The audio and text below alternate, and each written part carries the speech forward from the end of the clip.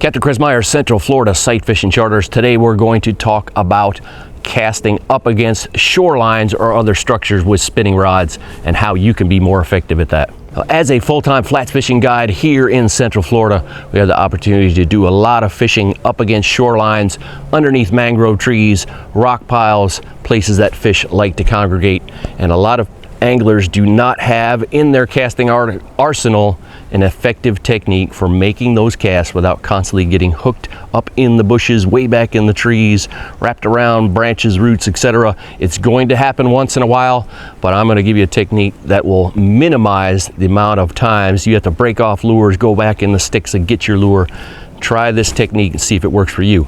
If you've just joined me for the first time on this channel, please consider being a subscriber. And if you're going to be in the Central Florida area, you can check out my website right here and we can go on a flats fishing trip for redfish, trout, black drum, tarpon, snook, and more. Before we do any casting, the very first thing I want you to take a look at is how you're holding this reel. If you're not holding it in between your pinky and ring finger, you're going to have a difficult time using this technique, and you're going to be forced to use your left hand to stop the lure or the line from coming off the spool and your lure from going where you don't want it to go, which is in the trees or bushes on the other side.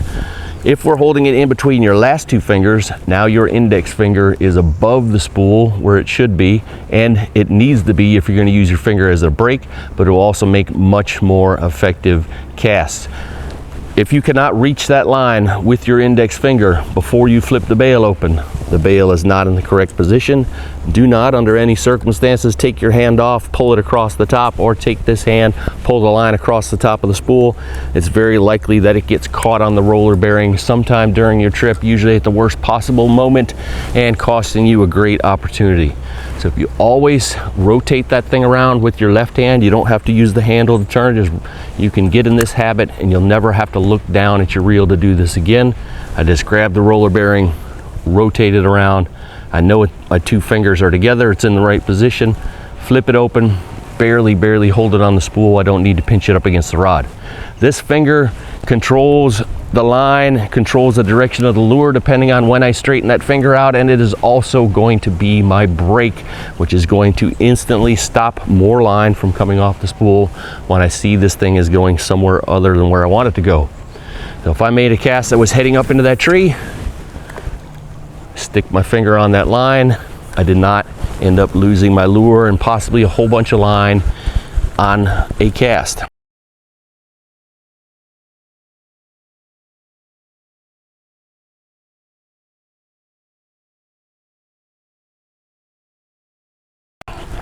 But if we're casting up against shorelines, we don't want to risk getting way back in those trees, and casts that start up here often go super high in the air. They often make a big arc, which makes it very difficult to determine where it's going to land. It makes them very susceptible to wind blowing it off course. I'm going to recommend that you keep your cast more down at sidearm, 3/4, or even below sidearm. If we're going below horizontal, if we're going to be skipping baits up to the shore, which is a very effective technique. No more than 2 or 3 feet of line. If you get too much line out, it's going to be very hard to control it, and you're not going to be able to make casts without dragging it along the water or ground unless you're high up above the surface. But if you're standing on the shore like this, I need a short piece of line. I got it ready to go. If I'm going to cast this far, 2 hands are always going to be more effective than one. I could do it one hand. It's going to be very hard to place it super accurate and generate enough power to get it all the way over there.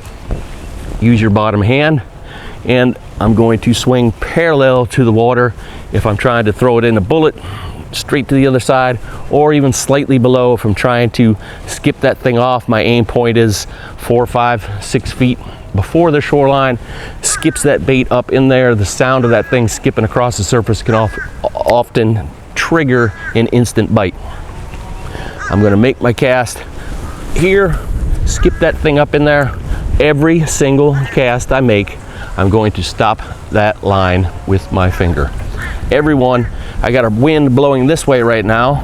If I made a cast and I don't do anything, line's still coming off the spool here. Now my line is way over here, but my lure is over there, and I have this big bow in my line. Having this bow in my line creates two issues for me. One is I cannot set the hook if I got a bite right away. And two, possibly even more important, is the first few turns of those handles, I'm reeling up line with very little to no tension on it. I'm putting loose wraps on my spool, and it's possible that the next cast, when it gets to those loose wraps, they all jump up at once and make a big knot in my braided line. So the wind didn't tie the knot, but the wind can put a lot of slack in there if you are not stopping it from coming off of there with your finger. So every single cast, as I skip that thing up in there, I'm stopping any more line from coming off the spool. Always close it with my hand on the bail and not by turning the handle. Let's do a couple more. Skips right up into that bank. And if I see it's going to skip a little too far, I always have a way to stop it. But if I try to take a cast here and just throw it over there and hope I can land it, it's going to hit those branches on the way down. It's never going to get up there anywhere near as far as I need it to be. So if you want to be casting up against shorelines, up against structure, a sidearm, below sidearm, or 3/4 cast with a finger break on that line is going to be the most effective way to get it up there. So if you're interested in more tips on how to make effective casts with a spinning reel, you can see my full spinning reel playlist right here.